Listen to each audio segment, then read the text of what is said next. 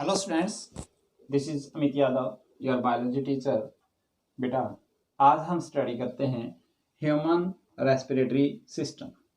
क्या होता है ह्यूमन रेस्पिरेटरी सिस्टम? मीन्स हमारा जो ह्यूमन में रेस्पिरेटरी जो सिस्टम है उसको हम स्टेप बाय स्टेप सभी पार्ट्स को डिस्कस करते हैं। उसके बाद में उसकी नेक्स्ट स्टेप्स प्रोसेसेस हैं वो हम स्टडी करेंगे इस क्लास में। तो बेटा, हम अब बात करते हैं ह्यूमन रेस्पिरेटरी सिस्टम। तो रेस्पिरेशन के दौरान के लिए पहले तो हम ये सुनेंगे जो ह्यूमन में रेस्पिरेशन है उसके लिए किस किस पार्ट्स के through, parts of our respiratory system through which air is inhaled and expelled out of the body. ठीक है, तो ह्यूमन रेस्पिरेटरी सिस्टम में हम देखते हैं यहाँ पर सबसे पहले हम हमारी बात करते हैं तो आउटर जो एरिया है, स्पेस है, एनवायरमेंट जो है हमारा, वहां से एयर जो अंदर लेने वाला जो पार्ट है वो है हमारा नोस्ट्रिल। It is nostril. तो नोस्ट्रिल क्या है? देखिए, नोस्ट्रिल को हम एक्सटर्नल नेयर्स भी कहते हैं। क्या बोलते हैं इसको? एक्सटर्नल नेयर्स। Point clear? ये बेटा एक्सटर्नल नेयर्स वो पार्ट है हमारा नोज का, ठीक है, जिनको हम टच कर सकते हैं। ठीक है, nasal part that is external कितने होते हैं? 2 ओपनिंग्स। कितनी ओपनिंग्स हैं? ये 2 ओपनिंग्स हैं जिनको आप लोग फिजिकली टच कर सकते हैं। ठीक है, और ये ओपन होते हैं, this opens into nasal cavity. किसमें ओपन होते हैं बेटा? Opens into nasal cavity. External नेयर्स 2 openings होती हैं जो अंदर की तरफ एक चैम्बर में ओपन होती हैं जिसको हम नेजल चैम्बर भी कहते हैं और क्या बोलते हैं इसको? नेजल कैविटी भी कहते हैं। ये नेजल कैविटीज क्या होती हैं? ठीक है, ये नेजल कैविटी, ये हो गया आपके पास नेजल कैविटीज। तो बेटा, नेजल कैविटीज क्या होती हैं? ये 2 ओपनिंग्स हैं विच आर सेपरेटेड बाय, ये अपने एक्सटर्नल नेयर्स ओपनिंग्स हैं, हमारे पास 2 ओपनिंग्स हैं ये, और उनके बीच के अंदर एक ओपनिंग ये, एक ओपनिंग ये। ठीक है, इस प्रकार से आप देखिए एक बार, एक ओपनिंग ये, एक ओपनिंग ये, और बीच में से क्या है हमारे पास? ऐसे एक सेप्टम है, and this septum is known as, this is the septum और सेप्टा, जिसको हम क्या बोलते हैं? सेप्टम और सेप्टा भी कहते हैं। पॉइंट क्लियर है? तो nasal cavities these both are separated by nasal septum. ठीक है ना, are separated by nasal septum, और इसको सिंपली हम सेप्टा भी कहते हैं। तो ये सेप्टम है, ये नोज को 2 पार्ट्स में डिवाइड कर देता है, पार्टीशन कर देता है। और एक क्वेश्चन ये है कि नेजल जो सेप्टम है ये किससे बना होता है? तो हम बताएंगे it is made of cartilage. किससे बना होता है ये septum? It is made of cartilage. ठीक है, ये बोन नहीं होती, ये क्या होती है? कार्टिलेज होती है। ठीक है, इसके अंदर जो रिजिज होते हैं, क्या होते हैं इसके अंदर? ऐसे ऐसे कुछ रिजिज होते हैं। रिज मीन्स यहाँ पर कुछ फोल्ड्स होते हैं जिनको हम बोलते हैं सुपीरियर, मिडल और इंफीरियर नेजल कैलकुलस। क्या बोलते हैं? क्या बोलते हैं? ठीक है, क्या बताया? एक तो सुपीरियर, मिडल, ठीक है, सुपीरियर सबसे ऊपर वाला, मिडल बीच वाला, और इंफीरियर नेजल, ठीक है, कॉन्की। क्या बोल दिया? नेजल कॉन्की। ठीक है ना, तो ये हो गया आपका नेजल कैविटी की नेजल कैविटी के अंदर ये पार्ट्स हो गए सुपीरियर, ठीक है, मिडल और इंफीरियर नेजल कॉन्की यहाँ होती हैं जो हर एक नेजल कैविटी से अराइज होती हैं। arises from each nasal cavity cavity, हर एक नेजल कैविटी से ये कॉन्की जो है अराइज होती हैं। ठीक है, इनका काम क्या होता है बेटा, इन नेजल कॉन्की का काम क्या होता है, सरफेस एरिया इंक्रीज करना। ठीक है, क्या कर देती हैं, increases the surface area, surface area को ये इंक्रीज करती हैं। नेक्स्ट आता है अपने पास में बेटा इंटरनल लेयर्स। देखो सबसे पहले हमने एक्सटर्नल लेयर्स बताए थे, उसके बाद में हमने नेजल कैविटी बताया। अब बेटा नेजल कैविटी जहां ओपन होती, जो ये ओपनिंग्स थी, ये ओपनिंग्स जहां आकर के ओपन होती हैं, ये जो पॉइंट है ओपनिंग का, ये यहां तो हमने बताया एक्सटर्नल, तो ये हो जाएगा आपका इंटरनल लेयर्स। ठीक है, तो हमने बताया कि ये आगे जो पार्ट होता है इसको बोलते हैं एंटीरियर। ठीक है, और जो पीछे का जो पार्ट होता है उसको बोलते हैं पोस्टीरियर। तो एक पॉइंट क्लियर ऑटोमेटिक, क्या कि सर कि it is the posterior opening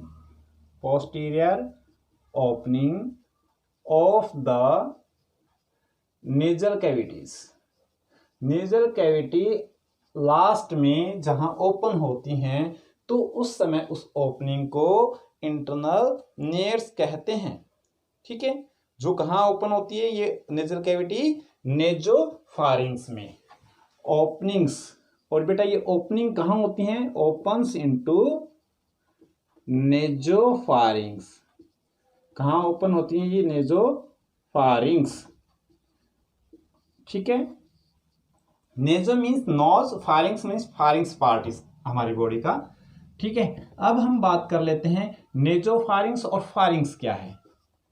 pharynx तो यहां से एक बार आप देखिए कि यहां हम बात कर लें एक बार हल्के से पॉइंट में कि ये हमारा इसोफेगस है। ठीक है, ये हमारा ट्रैकिया हो गया। ठीक है, और ये जो पार्ट है ये फारिंग्स पार्ट है। ठीक है, जहां से फूड भी और एयर दोनों चीजें आती हैं। तो इस फारिंग्स के भी कई पार्ट्स होते हैं, कई रीजन्स होते हैं जिनको हम डिस्कस करते हैं अभी। तो बेटा फारिंग्स वह एक कॉमन पाथ है, ठीक है, जो एयर और फूड दोनों को कैरी करता है, जो एयर और फूड दोनों को कैरी करता है। इस फारिंग्स को हमने 3 पार्ट्स में डिवाइड किया है। सबसे पहले नेजोफारिंग्स, याद रखने के लिए एक आप लोग ट्रिक नहीं है, लेकिन एक बार शॉर्टकट में आप इसको ध्यान रखें। Naso means nose, pharynx means pharynx. तो नोज के बिल्कुल जस्ट सामने जो पार्ट है वो हो जाएगा आपका नेजोफारिंग्स। क्या हो जाएगा, नेजोफारिंग्स। और माउथ को हम बोलते हैं ओरल, और उसके सामने का बिल्कुल जो पार्ट होता है वो क्या हो जाएगा, ओरोफारिंग्स। ठीक है, फारिंग्स। और जो नीचे जो पार्ट होता है वो होता है ग्लोटिस। ठीक है, लारिंग्स। क्या पार्ट होता है, लारिंग्स। तो इसका जो नीचे का पार्ट है वो क्या हो जाएगा भाई, लारिंगोफारिंग्स। ठीक है, तो नेजोफारिंग्स और सेकंड पार्ट क्या हो जाएगा, ओरोफारिंग्स। और नेक्स्ट पार्ट क्या हो जाएगा अपना, लारिंगोफारिंग्स। ठीक है, तो ये पार्ट्स थे हमारे फारिंग्स के। इनको थोड़ा थोड़ा सा टच करते हैं। देखिए, नेजोफारिंग्स, फारिंग्स का वह पार्ट है जो just posterior to the nose है। ठीक है, ये फारिंग्स का वह पार्ट है नोज का, नेजोफारिंग्स, फारिंग्स का वह पार्ट है जो हमारे डायरेक्टली ईयर से कनेक्ट होता है, मिडल ईयर से। ठीक है, कौन सी ईयर से कनेक्ट होता है, ये मिडल ईयर से कनेक्ट होता है। ठीक है, through the tube, and that tube is known as eustachian tube. Eustachian tube. ठीक है, तो नेजोफारिंग्स हमारे ईयर की मिडल पार्ट से अटैच रहता है, और क्या, किससे, यूस्टेचियन ट्यूब से।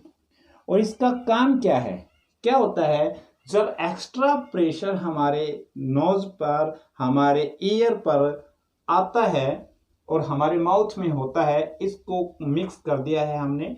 इसको एक बार सुने।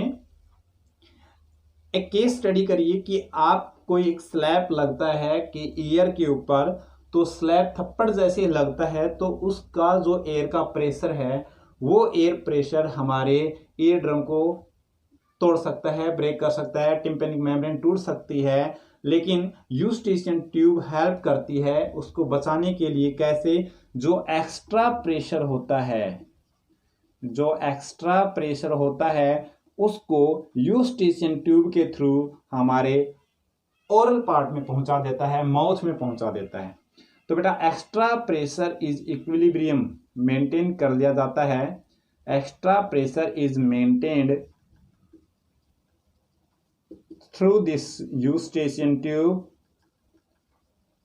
as it sends this extra pressure, passes this extra pressure to the mouth और ओरल कैविटी, ओरल कैविटी के अंदर ये पहुंचा देता है। इस प्रकार से हमें ये नेजोफारिंग्स थ्रू यूस्टेशियन ट्यूब प्रोटेक्ट करता है हमारे ईयर को फ्रॉम एक्स्ट्रा प्रेशर। ठीक है, चलिए अब हम अगला पॉइंट लेते हैं और वो है लारिंग्स। क्या होता है बेटा? लारिंग्स। तो बेटा लारिंग्स को हम साउंड बॉक्स भी कहते हैं, वॉइस बॉक्स भी कहते हैं, वॉइस बॉक्स और sound box. As this is the part of our body और respiratory system which is responsible for production of sound, production of sound. कैसे? ये अभी हम आपको बताते हैं।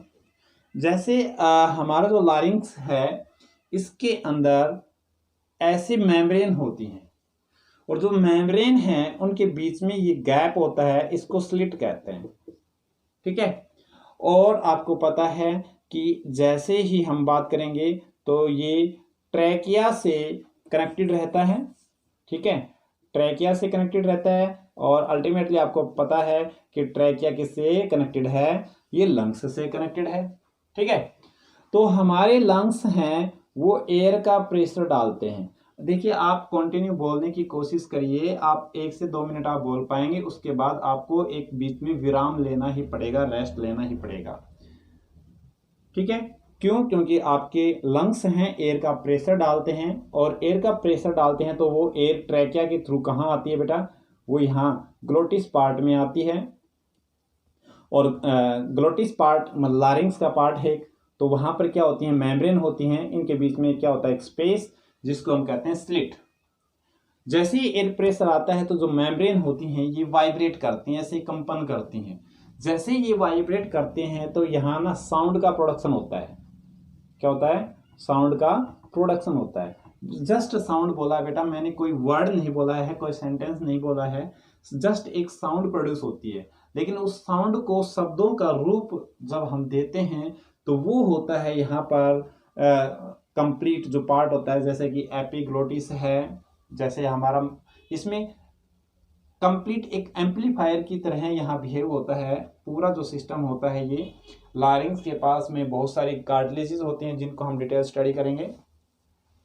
ठीक है, ओरल कैविटी है, ठीक है, और जो ग्लोटिस है और जो इसके अंदर एपिग्लोटिस है, ये सारे के सारे जो वॉइस को एनहांस करने वाले और बास करने वाले होते हैं, साउंड को शब्दों का रूप देने के लिए ये पार्ट्स होते हैं। ठीक है, जिसमें एक होता है वोकल कॉर्ड। क्या होता है? Vocal cord. तो इनको हम डिटेल में स्टडी करेंगे।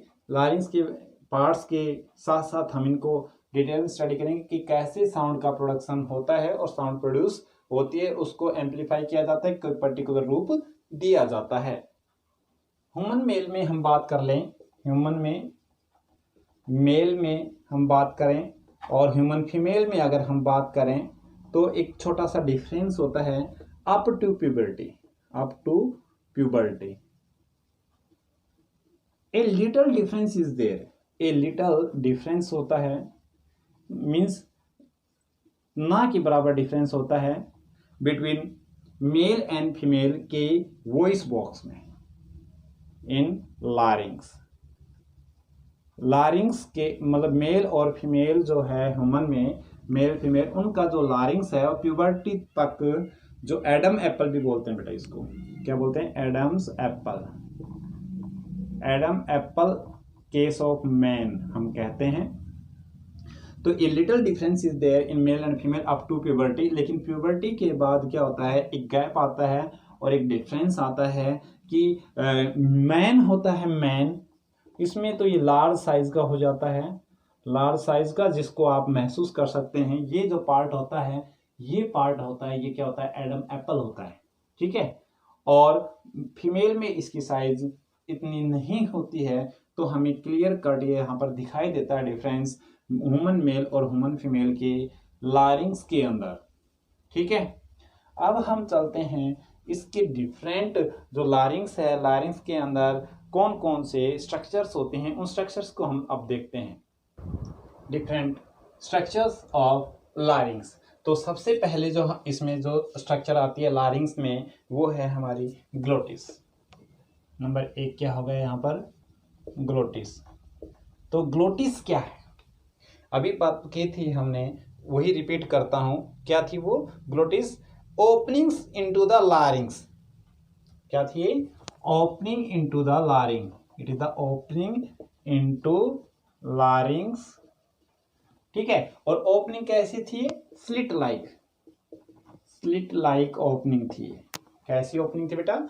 It is slit like opening, ठीक है। और इस ओपनिंग और इस अपर्चर को ही हम ग्लोटिस कहते हैं। उसके बाद आता है हमारे पास कार्टिलेज ऑफ लारिंग्स। डिफरेंट कार्टिलेजेस होते हैं, कार्टिलेजेस ऑफ लारिंग्स, कार्टिलेजेस ऑफ लारिंग्स। हमारी लारिंग्स की डिफरेंट कार्टिलेज, भाई देखो दो बातें होती है बेटा, एक बोन होती है, एक कार्टिलेज होती है, जिनको हम नेक्स्ट अगली क्लासेस होती हैं हमारी कंटिन्यू में, उसके साथ में हम आपको डिस्कस करेंगे। तो कार्टिलेज और एक लारिंग्स, कार्टिलेज ऑफ लारिंग्स। तो लारिंग्स के अंदर जो कार्टिलेज होती हैं वो एक्चुअली टोटल कुल मिलाकर के 9 कार्टिलेज होती हैं। कितनी कार्टिलेज होती हैं? 9 कार्टिलेज होती हैं। इन 9 कार्टिलेजेस को हम जस्ट एक बार नेमिंग कर देते हैं, और इनको स्टडी करना डिफरेंटली हमारे सिलेबस में नहीं है। तो अगर आप कहते हैं तो हम अभी अलग से यूट्यूब में वीडियो बना करके डाल देंगे, अदरवाइज इसकी कोई ज़रूरत नहीं है। तो ये 9 कार्टिलेज होते हैं टोटल, जिसमें से 3 होती हैं वो सिंगल होती हैं, 3 होती हैं वो पेयर्ड होती हैं, ठीक है। 3 आर पेयर्ड, ठीक है। मीन्स टोटल कितनी होगी? 6 एंड 3 आर सिंगल। तो टोटल मिलाकर कितनी हो गई? 9 कार्टिलेज आर देयर। कितनी कार्टिलेज हो गई यहाँ पर? 9 कार्टिलेज, ठीक है। जिसमें से एक हम बात कर लेते हैं कार्टिलेज का, एपीग्लोटिस। एपीग्लोटिस, देखिए जो एपीग्लोटिस है वो कहाँ होता है? जैसे ये हमारा ये ट्रैकिया है, ये इसोफेगस है, इट इज इसोफेगस, एंड ये क्या हो गया आपका? ट्रैकिया, ठीक है। तो यहाँ पर एक बात, यहाँ पर क्वेश्चन आता है कि कई बार हम बोलते बोलते या यूँ कहें कि खाना खाते खाते अगर बोलते हैं तो कुछ फूड हमारा विंड पाइप में धंस जाता है और सांस लेने में दिक्कत होती है। तो वो क्या होता है, यहाँ ना कार्टिलेज होती है और इस कार्टिलेज को हम बोलते हैं एपीग्लोटिस। तो एपीग्लोटिस है, ये क्या है? It is the leaf like structure, it is the leaf like structure जो हमारे ट्रैकिया के ऊपर प्रेजेंट होती है और कंट्रोल करती है, गार्ड करती है इस ओपनिंग को, और कंट्रोल करती है कि चेक करती है कि फूड जाए इसोफेगस में और एयर जाए ट्रैकिया में, ठीक है ना। तो क्या करती है? Checks the entry of air, किसमें? ट्रैकिया में। तो ट्रैकिया के अंदर एंट्री ऑफ एयर को ये एपीग्लोटिस जो है ये चेक करता है, ठीक है। ये क्या करता है? Entry of food into the oesophagus and checks the entry of food into oesophagus. Oesophagus में फूड को अलाउ करता है, उस समय एयर वाला पार्ट है मीन्स ट्रैकिया है, उसको कुछ समय के लिए क्लोज करता है। नेक्स्ट कार्टिलेज है हमारी थायराइड कार्टिलेज। ठीक है, वो कार्टिलेज जो हमारी थायराइड ग्लैंड के पास है। थायराइड ग्लैंड कहाँ होती है बेटा? यहाँ होती है। ठीक है, लार्जेस्ट ग्लैंड है हमारी थायराइड, तो कार्टिलेज भी क्या होगी? लार्जेस्ट। तो it is the largest cartilage of our body. It is the largest cartilage. एक पॉइंट है, क्वेश्चन है कि लार्जेस्ट कार्टिलेज कौन सी है भाई? थायराइड कार्टिलेज है, जो वी शेप की होती है। वी शेप की होती है, वी नॉच लाइक स्ट्रक्चर होती है। ठीक है, नॉच, नॉच मीन्स डिप्रेशन होता है। ठीक है, वी शेप की होती है ये कार्टिलेज, और सुपीरियर नॉच होता है, V shaped superior notch. It is V shaped superior notch. Notch means depression, notch means depression. ठीक है, यहाँ पर वी शेप का एक गड्ढा सा होता है, और वहाँ वो ना कार्टिलेज होती है। और इस नोच को हम सिंपल नोच नहीं बोलेंगे, इसको हम बोलेंगे थायराइड नोच। थायराइड नोच बोल देंगे, जो वी शेप का होता है, सुपीरियर होता है, और ये डिप्रेशन होता है। ठीक है, और इसके बाद में ये काम क्या करता है? ये लारिंग्स को सपोर्ट करता है आगे पीछे साइड से। ठीक है, support the larynx, it supports the larynx. Larynx को ये सपोर्ट करता है। ठीक है, और इसके बाद में एक छोटा सा पॉइंट है, सबक्यूटेनियस प्रोजेक्शन होता है इसमें। It forms subcutaneous. सबक्यूटेनियस क्या होता है? सबक्यूटेनियस, क्यूटेनियस होता है बेटा स्किन, तो स्किन के नीचे जस्ट एक छोटा सा प्रोजेक्शन बनाता है। It forms a subcutaneous projection. ठीक है, और उस प्रोजेक्शन को हम बोलते हैं लारिंजियल प्रोमिनेंस। क्या बोलते हैं? लारिंजियल प्रोमिनेंस। लारिंजियल प्रोमिनेंस। ठीक है, और ये लारिंजियल प्रोमिनेंस ये क्या है? इसको ही हम कहते हैं एडम्स एप्पल। क्या बोलते हैं? Adam's Apple. ठीक है, ओके। अब ये जो थायराइड कार्टिलेज है, बनी किससे है कार्टिलेज? अब बेटा हमारे पास कार्टिलेज भी कई टाइप के होते हैं, तो आप माइंड करें, इसको एक गांठ मान ले कि जो thyroid cartilage is made of, ध्यान रखना कई बार क्वेश्चन पूछा हुआ है, हाइलिन कार्टिलेज। हाइलिन कार्टिलेज से ये बना होता है थायराइड कार्टिलेज। ये क्वेश्चन कई बार आप लोगों से डिस्कस किया गया है नीट के थ्रू और कॉम्पिटिटिव एग्जाम्स के थ्रू। हाइलिन कार्टिलेज है वो थायराइड कार्टिलेज को बनाता है। Thyroid cartilage is made of hyaline cartilage. इससे नेक्स्ट जो पार्ट आता है वो आता है हमारे पास क्रिकॉइड कार्टिलेज। ठीक है, क्या आता है? Cricoid cartilage. ये जो क्रिकॉइड कार्टिलेज ये क्या है? जो क्रिकॉइड कार्टिलेज है ये जस्ट एक सिग्नेट रिंग जैसा होता है, जो थायराइड कार्टिलेज से नीचे बना होता है। It is signet ring like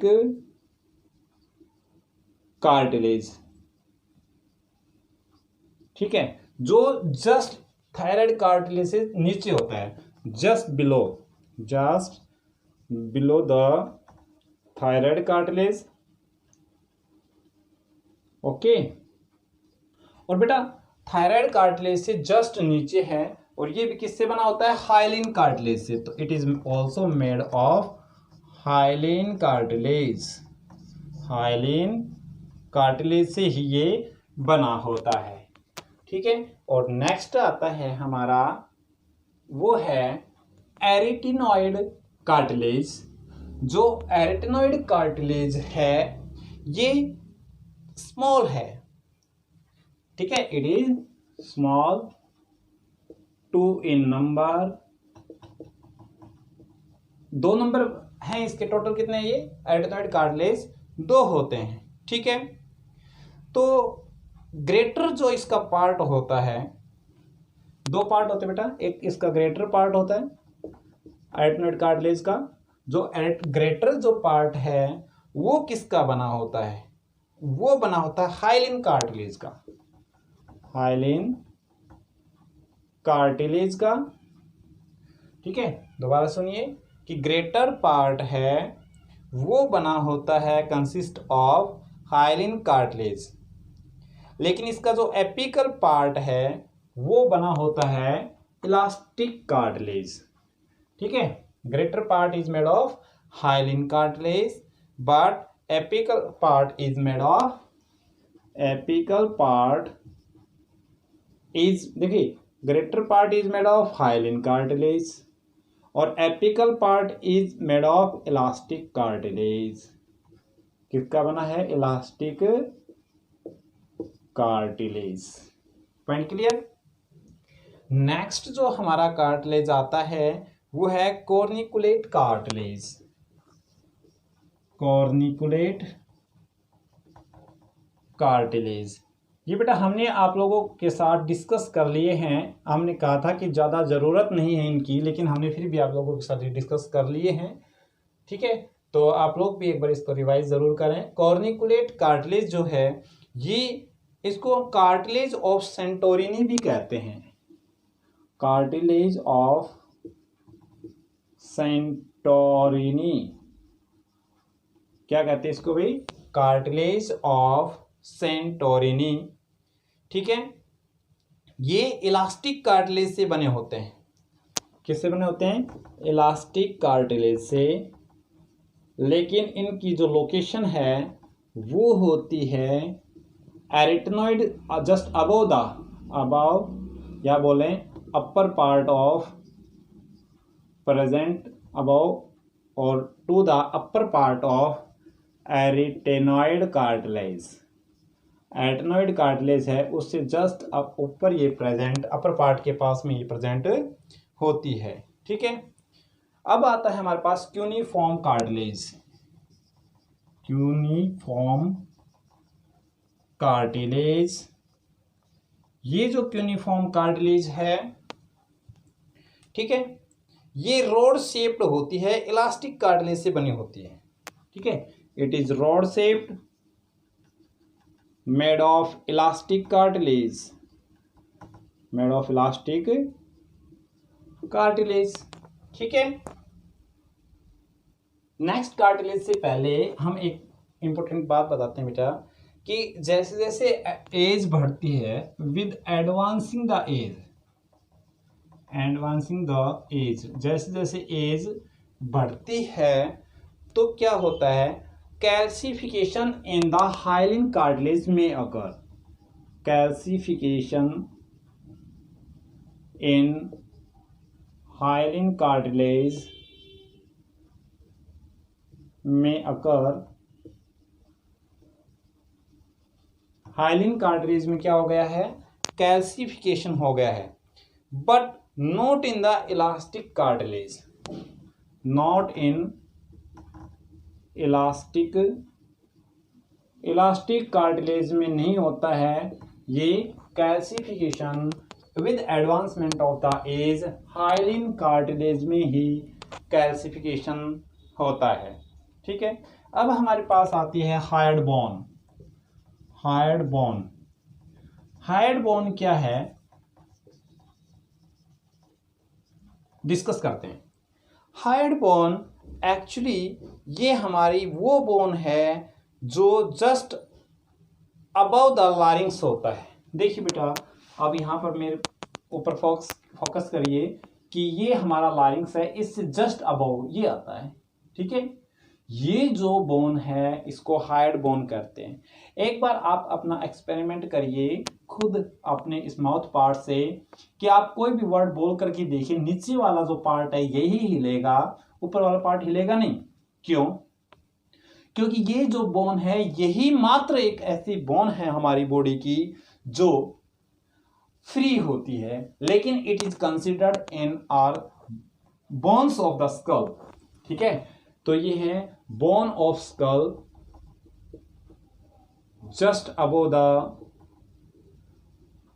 larynx, only the bone free in our body, only free bone in our body, हमारी बॉडी की फ्री जो बोन है केवल मात्र वो एक बोन है, वो है हायर्ड बोन। ठीक है, अब आता है हमारे पास थायरोहायर्ड बोन, थायरोहायर्ड बोन। जो थायरोहायर्ड बोन है वो एक फ्लैट होती है और जो हायर्ड बोन से अटैच होती है। ठीक है, अटैच्ड टू हायर्ड बोन। ठीक है, हायर्ड बोन से अटैच है और थायराइड कार्टिलेज से बिलो होती है, बिलो द थायराइड कार्टिलेज। ठीक है, नेक्स्ट जो आते हैं हमारे पास वो आता है लारिंजियल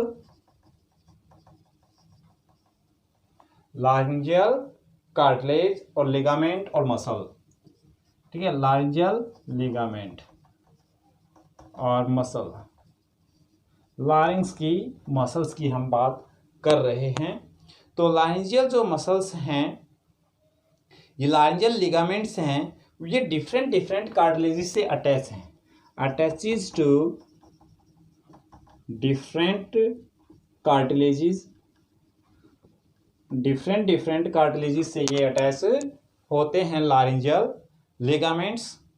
ठीक है, ऑफ लारिंग्स, ये इंपॉर्टेंट रोल प्ले करती हैं in movement of larynx, play important role in movement of larynx, larynx की मूवमेंट में बहुत ही इंपॉर्टेंट अहम रोल प्ले करती हैं लारिंजियल लिगामेंट और लारिंजियल मसल्स। बेटा ये था आपका आज की क्लास, आपका टॉपिक। ठीक है, कि भाई हमारा जो ये पार्ट है इसके अंदर कौन कौन सी बोन्स हैं, कौन कौन से कार्टिलेज हैं which are responsible for its production, to control the entry of food, to check the entry of air. ठीक है, और which are responsible for the production of sound. अगली जो नेक्स्ट क्लास होगी हमारी, उसमें हम आपको ये पढ़ाएंगे कि हमारे यहाँ पर वोकल कॉर्ड में साउंड कैसे प्रोड्यूस होती है और उस साउंड को हम अलग अलग रूप कैसे देते हैं, हिंदी, इंग्लिश, कोई भी वर्ड, उसकी एक सेंस, उसकी एक वैल्यू हम कैसे बनाते हैं, ये हम नेक्स्ट क्लास में पढ़ेंगे। होप बेटा आप लोगों को ये क्लास अच्छे से समझ में आई है। अगर कोई क्वेरी है तो आप कमेंट कर सकते हैं। ठीक है, और बेल आइकन जरूर दबाएं ताकि आपके नोटिफिकेशन पहुंच सके जैसे ही हम वीडियो अपलोड करें। Okay, thank you.